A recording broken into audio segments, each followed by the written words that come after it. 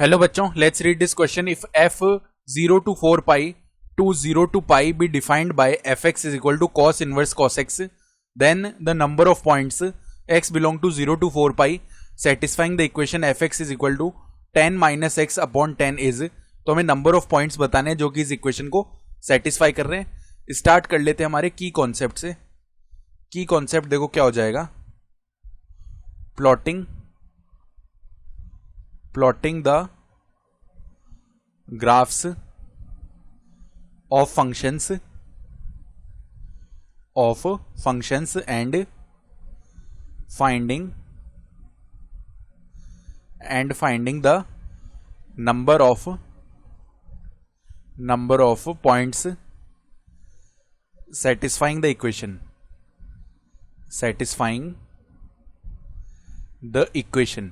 ठीक है.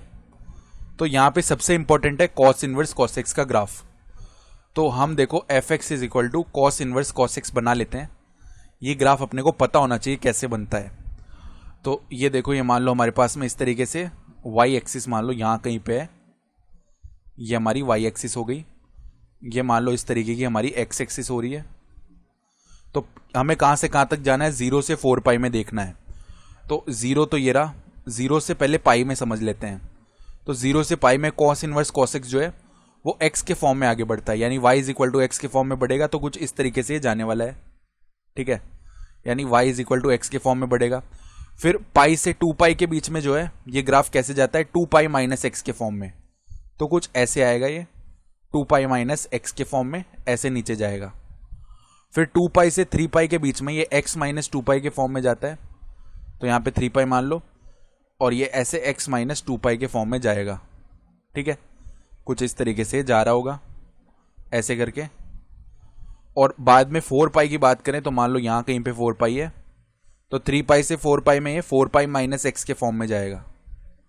तो यहां से 4 पाई माइनस एक्स के फॉर्म में जाएगा. आगे हमें जाना नहीं है क्योंकि 0 से 4 पाई के बीच की बात है. यहाँ पे x माइनस 2 पाई के फॉर्म में था.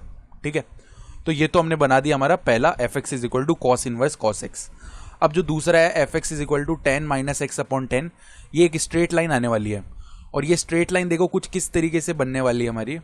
ये एक्स एक्सिस को कहाँ पे कट करेगी, जहाँ पे एफ एक्स 0 रखते हैं हम, यानी एक्स इज इक्वल टू 10 पे. तो एक्स इज इक्वल टू 10 देखो यहाँ कहीं पे आने वाला है 3 पाई और 4 पाई के बीच में लगभग, मतलब ऐसा सही आएगा कुछ. तो ये जो ग्राफ है ना, ये कुछ इस तरीके से बन जाने वाला है. ऐसे जाएगी ये लाइन, और ये ऐसे इस पॉइंट पे मान लो, देखो सही से बनाते हैं थोड़ा, कुछ इस तरीके से इस पॉइंट को ऐसे कट कर रही होगी. ठीक है, तो अब देखो नंबर ऑफ पॉइंट्स जहां पे ये दोनों कर्व्स आपस में कट कर रहे हैं.